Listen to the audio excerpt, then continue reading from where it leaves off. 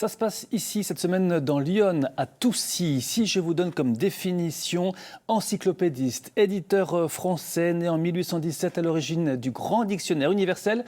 La réponse est derrière moi et avec Sébastien Quéroux.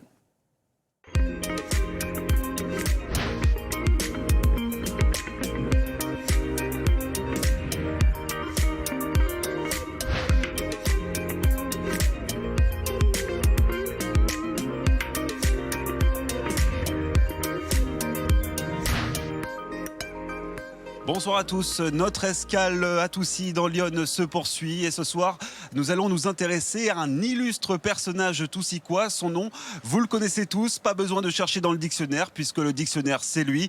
Je veux bien sûr parler de Pierre Larousse.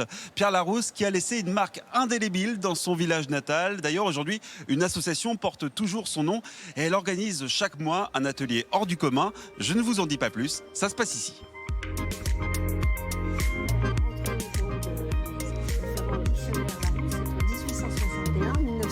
Et 2000.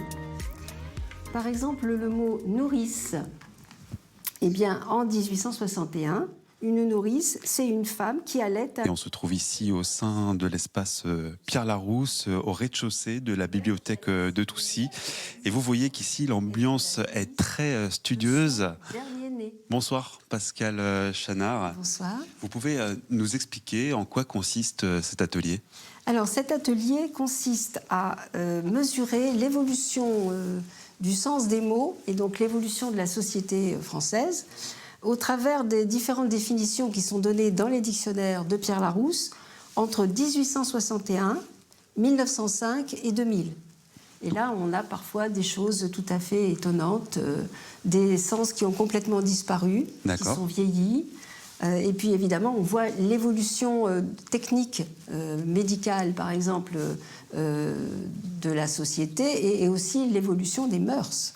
Par exemple, le mot abondance. Ouais. Le mot abondance, en 1861, grande quantité, et aussi, quelque chose qui est très intéressant, un vin mêlé avec beaucoup d'eau, boisson ordinaire des collégiens.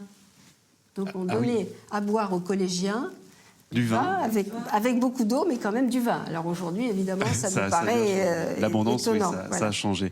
Et on voit qu'autour de nous, il y a donc une petite dizaine de personnes qui assistent à ce rendez-vous. C'est destiné à quel type de public ?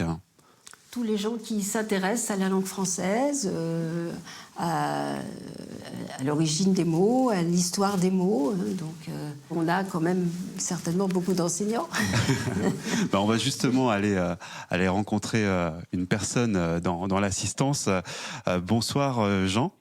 Oui, bonsoir. Comment vous avez découvert cet atelier ? Je viens depuis très longtemps. Je ne saurais pas dire exactement. Ouais. J'habite pas très loin de Toucy, donc ça m'est facile de venir. Et c'est effectivement la langue française, comme l'a dit Pascal, là, qui m'attire. Et je voyais qu'on parlait beaucoup de la langue française, donc c'est pour ça que je suis venu. Et l'atelier m'intéresse particulièrement parce qu'on arrive à trouver des mots qui ont des sens absolument différents, opposés même. Dernièrement, j'ai recherché le mot Gavroche. Ouais. Et on avait une qualification tout à fait négative en 2000, et alors qu'en 1905... C'était très positif. C'est plutôt très positif, oui. En tout cas, merci beaucoup Jean. On va vous laisser poursuivre cette conférence. Et comme je le disais, ces ateliers, ils sont organisés 2 fois par mois par l'association Pierre Larousse. Bonsoir Micheline Guillepin. Bonsoir Sébastien. Vous êtes la présidente de l'association Pierre Larousse, justement. C'est original comme atelier. Il y en a beaucoup en France, des comme ça ? Je ne pense pas. Je pense qu'on doit être les seuls. Parce que le travail qu'on fait là en ce moment, c'est grâce à un directeur éditorial du Petit Larousse, Michel Legrain, qui m'a donné toute son étude comparative et qu'elle n'a jamais été publiée. Par contre, en termes de définition, on peut dire qu'ici, vous avez également de la matière. Parce que vous avez toute une grande collection de dictionnaires Larousse. Oui. C'est lequel le plus important à vos yeux ? Le grand dictionnaire universel, puisqu'il est de Pierre Larousse. C'est celui-ci, c'est ça ? Voilà, c'est celui-ci. Qu'est-ce qu'il a de particulier, en fait ? il est complet, c'est une encyclopédie. Et donc, par exemple, l'article anecdote, puisqu'il dit qu'un dictionnaire sans exemple, c'est un squelette qui ne tient pas debout, donc il va donner 180 histoires drôles en exemple. Ah oui, tout de même, ouais. Ah oui. Ah oui, regardez, il y en a tonnes. quelques pages. Quelques pages. Et puis on rappelle bien sûr que Pierre Larousse, il était originaire de Toucy. Il était vraiment très attaché à sa ville natale. Et il était attaché à son village, oui. Il revenait assez souvent, mais quand il est reparti sur Paris, puisqu'il a été instituteur à Toucy pendant un peu plus d'1 an. Il est parti parce qu'il n'y avait pratiquement pas d'ouvrage scolaire pour faire travailler les élèves.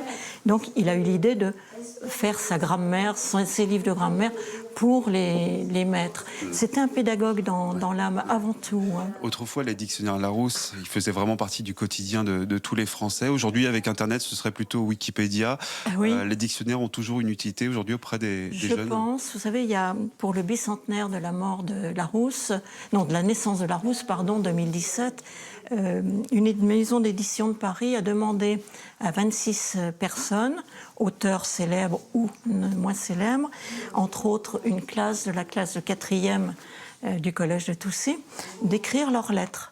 Et qu'est-ce qu'ils ont mis? Ils ont mis, cher Pierre Larousse, sais-tu bien que même si Wikipédia existe, on l'utilise toujours ton dictionnaire parce qu'on ne capte pas toujours très bien en puiser.